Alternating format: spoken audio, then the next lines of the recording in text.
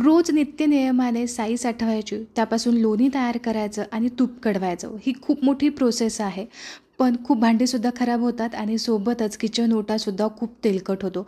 म्हणूनच घरी तूप कढवणं शक्यतो आपल्याला बोरिंग काम वाटतं. आणि बरोबर जी भांडी तेलकट होतात, पूर्ण किचन तेलकट होतं, हे काही आपल्याला नको वाटतं.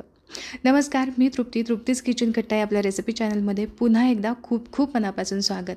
तर आज मी तुम्हाला अतिशय साधी सोपी तूप काढण्याची प्रोसेस सांगणार आहे. यामध्ये खरं सांगू का, अजिबात हात खराब होत नाही आणि तुमची एक्स्ट्राची भांडी तर अजिबातच खराब होणार नाही आणि सोबत किचन ओटासुद्धा अगदी क्लीन तुम्हाला दिसेल. चला सुरुवात करूयात. तर इथे ना मी अगदी नुकतंच फ्रीजमधून काढलेली साय घेतली आहे. हा डबा भरला की मी साय करायला घेते. खूप जास्त जुनीसुद्धा साय आपल्याला साठवून ठेवायची नाही. त्याचं तूप जे आहे त्याला हलकासा वास येतो. यामुळे एक 15 ते 20 दिवसांची साय साठली ना की लगेचच तूप बनवायला घ्यायचं. आज तर अगदी सोपीच प्रोसेस मी तुम्हाला सांगणार आहे. पण मागे मी एक व्हिडिओ तुमच्यासोबत शेअर केला होता. ते सुद्धा अजिबात मिक्सरचा वापर न करता, जर तुम्हाला त्याची लिंक हवी असेल तर मी डिस्क्रिप्शन बॉक्समध्ये देते आहे. आता त्यामध्ये बरेचसे क्वेश्चन मला विचारले होते की तुम्ही जेव्हा साय साठवता त्यावेळेस त्यामध्ये विरजण घालता का, दही घालता का? तर मी अजिबात यामध्ये दही घालत नाही, अजिबात विरजण घालत नाही. तर याचं कारणसुद्धा मी तुम्हाला पुढे जाऊन सांगणार आहे. तर आता सध्या मी मिक्सरच्या भांड्यामध्ये अर्ध यामधली साय काढून घेतलेली आहे. तर या मिक्सरच्या जारमध्ये खूप जास्त ओव्हरलोड न करता फक्त 1 ते 1.5 वाटी भरेल इतकीच साय आपल्याला काढून घ्यायची आणि बरोबर 2 ग्लास भरून यामध्ये नॉर्मल रूम टेम्परेचरचं पाणी यामध्ये घालायचं आहे. आणखीन एक महत्त्वाची गोष्ट, खूप जास्त हे मिक्सरचं भांडं ओव्हरलोड करायचं नाही, नाहीतर तुमच्या घरामध्ये मस्त दुधाचे कारंजे उडू शकतात आणि हे निस्तरता नाकी नऊ येऊ शकतं. आता मिक्सरचं भांडं लावल्यानंतर एकदम 2-3च्या स्पीडवरती न घेता स्लो आपल्याला स्पीड वाढवायचं आहे. शक्यतो 2 नंबरच्या स्पीड ठेवलं की यानंतर अगदी अर्धा मिनिटांमध्येच लोणी वेगळं होतं. मिक्सर चालू केल्यानंतर जेव्हा तुम्ही याचं झाकण बघाल त्यावेळेस दूध फिरताना दिसतं. पण एक अर्धा मिनिटानंतर दूध वेगळं आणि लोणी वेगळं असं दिसतं. तुम्ही इथे बघू शकता. यावेळेस समजून घ्यायचं की आपलं लोणी हे वेगळं झालेलं आहे. तर दुधापासून लोणी वेगळं झालेलं आहे हे पाहण्याची हीच ती ट्रिक आहे. आता इथे तुम्हाला मी दाखवते, लोणी वेगळं झालेलं आहे आणि आपलं दूध पूर्णपणे वेगळं झालं आहे. तर हे बघा, अगदी एक अर्धा मिनिटाच्या आतमध्येच आपलं हे लोणी पूर्णपणे वेगळं झालेलं आहे. आता ही पूर्ण प्रोसेस करत असताना काही बेसिक गोष्टी आहेत त्या आपल्याला व्यवस्थित लक्षात ठेवायच्यात. त्या मी तुम्हाला पुढच्या बॅच आपण जेव्हा करणार आहोत त्या पूर्ण सविस्तरपणे मी तुम्हाला सांगणार आहे. आता काय करूयात, ज्या कढईमध्ये आपल्याला तूप कढवून घ्यायचं आहे तीच कढई घ्यायची, झाऱ्या घ्यायचा आहे आणि या झाऱ्यामधून अलगद यामधलं लोणी आपल्याला वेगळं करून घ्यायचं आहे. इथे लोणी काढण्यासाठी झाऱ्या खरंच खूप उपयुक्त पडतो. लोणी अगदी सहज वेगळं करता येतं, दूध अगदी सहज वेगळं होतं. तर हे बघा, हे लोणी पूर्णपणे काढून झालं की हे दूध आपल्याला एका वेगळ्या पातेल्यामध्ये काढून घ्यायचं आहे. आता हे दूध वायाला जाऊ नये म्हणून काय करायचं, याची अतिशय मस्त अशी एक ट्रिक मी तुम्हाला सांगणार आहे की जे आपण पुढे जाऊन बघणारच आहोत. आता उरलेली जी साय आहे ते पुन्हा मिक्सरच्या भांड्यामध्ये घालायचे. इथे अगदी एक महत्त्वाची गोष्ट, बरेच जण काय करतात, साय बाहेर काढून ठेवतात आणि मग 1 ते 2 तासानंतर लोणी बनवायला घेतात, तूप बनवायला घेतात. तर असं अजिबात करायचं नाही. ज्या वेळेस तुम्हाला तूप करायला घ्यायचं आहे यावेळेसच फ्रीजमधून साय बाहेर काढून घ्यायची. अजिबात ही रेस्टवरती ठेवायची नाही आणि लगेचच यामधलं लोणी काढायला घ्यायचं आहे. दुसरी महत्त्वाची गोष्ट, साय कधीही प्लास्टिकच्या भांड्यामध्ये साठवून ठेवायची नाही. ही एका स्टीलच्या भांड्यामध्ये किंवा काचेच्या भांड्यामध्ये तुम्ही साठवून ठेवू शकता. आता या भांड्याला बरीचशी साय शिल्लक होती, यामुळे मी यामध्येच पाणी घातलेलं आहे. आपण बरेच मेहनत करून रोजच्या रोज साय साठवतो, अजिबात ही वेस्ट होऊ द्यायची नाही. आता यामध्येच पाणी घालून संपूर्णपणे ह्या भांड्याची साय काढून घ्यायची. आता दुसरी महत्त्वाची टिप, लोणी काढण्यासाठी आपल्याला मिक्सरचं भांडं घेत असताना इथे आपल्याला ज्युसरच घ्यायचा आहे, जे साईजला खूप मोठं असतं आणि यामध्ये ज्यूस बनवला जातो. तर हेच भांडं इथं वापरायचं आहे. आपण ज्यामध्ये चटणी किंवा मसाले वाटून घेतो हे शक्यतो टाळा. हे जे ज्युसरचं भांडं आहे याला पाती अशा असतात की यामुळे ना जे आतमधलं मिश्रण आहे ते घुसळण्याचं काम करतं आणि यामुळेच लोणी पटकन बाहेर येतं. तर हे बघा, लोणी झालं आहे की नाही हे कसं ओळखायचं, सुरुवातीला तुम्हाला हे दूध फिरताना दिसेल. यानंतर मात्र दूध वेगळं आणि लोणी वेगळं असं दिसायला सुरुवात होते. तर या जारचं झाकण जर ट्रान्सपरंट असेल तर तुम्हाला अगदी सहज ते ओळखता येईल. तर तुम्ही इथे बघितलं अगदी अर्धा मिनिटाच्या आतमध्येच हे लोणी वेगळं आणि दूध वेगळं झालेलं आहे. तुम्ही इथे बघू शकता. अजिबात एक्स्ट्राची मेहनत आपल्याला इथे करावी लागत नाही किंवा अजिबात आपले हात खराब होत नाही किंवा किचनसुद्धा खराब होत नाही.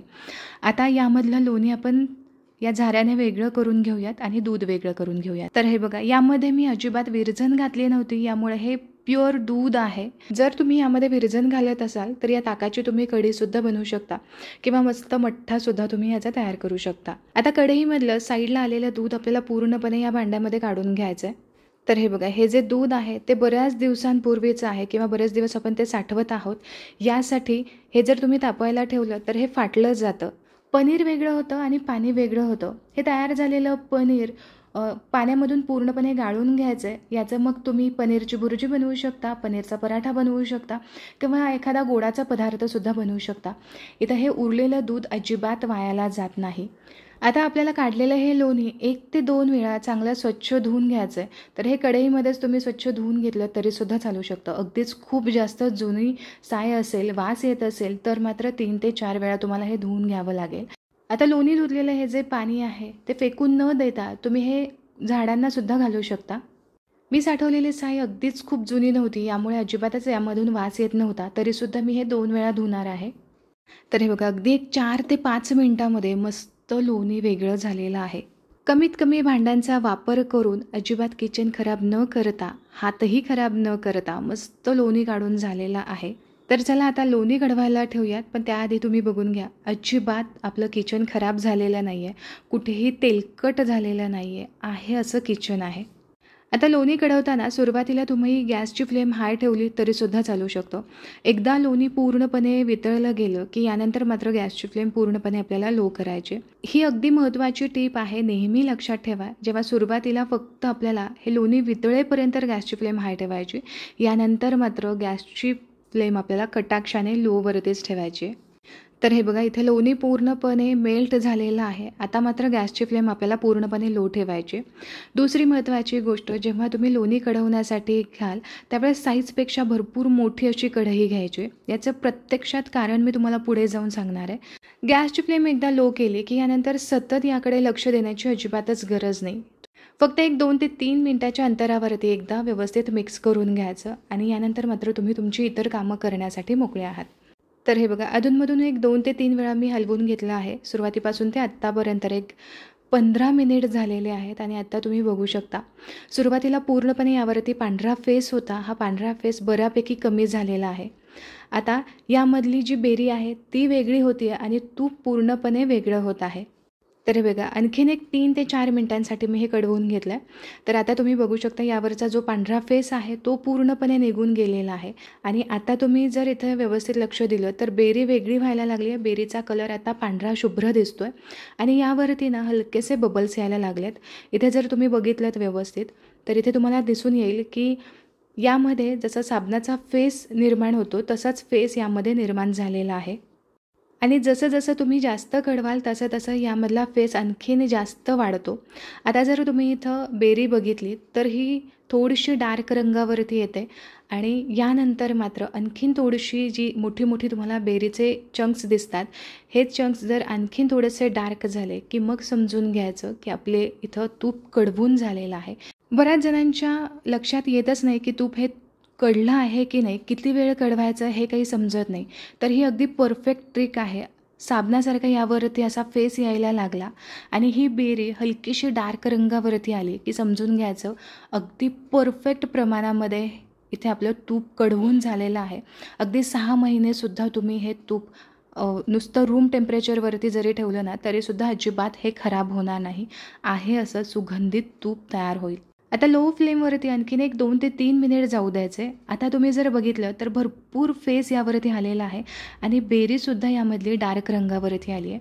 आता मात्र तुम्ही गॅसची फ्लेम इथं बंद करायची आहे आणि गॅसची फ्लेम बंद करून हे असंच सोडून न देता आपल्याला एक 2 मिनिटांसाठी ही तूप आपल्याला असं हलवत राहायचं आहे. जर तुम्ही असंच सोडून जाल तर यामधला जो निर्माण झालेला फेस आहे तो आणखीन जास्त वाढतो, कारण तूप अजून उकळतच आहे, कढई भरपूर गरम आहे. यामुळे यामधला फेस जो आहे तो वाढत जातो आणि मग तूप उतू जाण्याची शक्यता असते. यामुळेच मी सुरुवातीला सांगितलं की साईजपेक्षा अंदाजापेक्षा थोडंसं मोठंच भांडं घ्यायचं आहे, म्हणजे तुमचं तूप अजिबात उतू जाणार नाही. आता ज्यावेळेस तुम्हाला जाणवेल की यामधला जो फेस आहे तो थोडासा कमी कमी व्हायला लागला आहे किंवा उकळी जी आहे ती थंड व्हायला लागली आहे, तर यावेळेस मात्र मग थोडंसं तूप थंड करून घ्यायचं आणि यानंतरच हे गाळून घ्यायचं आहे. तर इथे तुम्ही बघू शकता एक 10 मिनिटानंतर हे तूप पूर्णपणे वेगळं झालेलं आहे, बेरी वेगळी झाली आहे. आता शक्यतो तूप गाळून घेत असताना किंवा साठवताना इथे प्लास्टिकची बरणी न वापरता काचेची बरणी वापरायची आहे किंवा मग स्टीलचा डबा तुम्ही इथे घेऊ शकता. आता तुमच्या लक्षात आलं असेल की यामध्ये अजिबात मी इलायची वगैरे घातलेली नाही. जो काही स्वतःचा खाऊचं पान वगैरे आहे, जो काही सुगंध आहे तोच खूप अप्रतिम आहे. यामुळे एक्स्ट्रा फ्लेवर घालायची अजिबातच गरज नसते. तर इथे मी पूर्ण तूप गाळून घेतलेलं आहे. कढईमध्ये अजिबात बेरीसुद्धा शिल्लक नाही आहे आणि तूपसुद्धा शिल्लक राहिलेलं नाही आहे. पूर्ण तूप वेगळं आणि बेरी वेगळी मी करून घेतली आहे.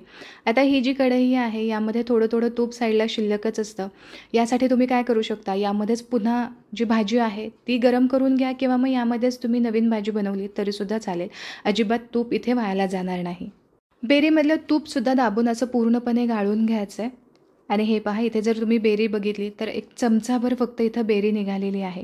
आता ही जी बेरी आहे त्यामध्ये थोडंसं साखर घालून ही बेरी मस्त लागते. एकदा टेस्ट करून बघायची. जर खूप जास्त तूप जर तुम्ही कढवून घेतलं तर मात्र ही जी बेरी आहे थोडीशी कडवट लागू शकते. यासाठी आधी टेस्ट करून पाहायचं. अजिबात तामझाम न करता तूप बनवण्याची ही अगदी साधी सोपी पद्धत आहे की ज्यामध्ये तुमचे भांडी, किचन काय हातसुद्धा अजिबात खराब होत नाहीत. आशा करते की तूप बनवण्याची ही ट्रिक तुम्हाला खूप आवडली असणार. आजचा हा व्हिडिओ आवडला असेल तर नक्की लाईक करा. चॅनलवरती नवीन असाल तर सबस्क्राईब करायला अजिबात विसरू नका. पुन्हा व्हिडिओ अशाच एका उपयुक्त व्हिडिओसोबत किंवा एखाद्या नवीन रेसिपीसोबत. तोपर्यंत स्वस्थ राहा आणि मस्त मस्त खात राहा.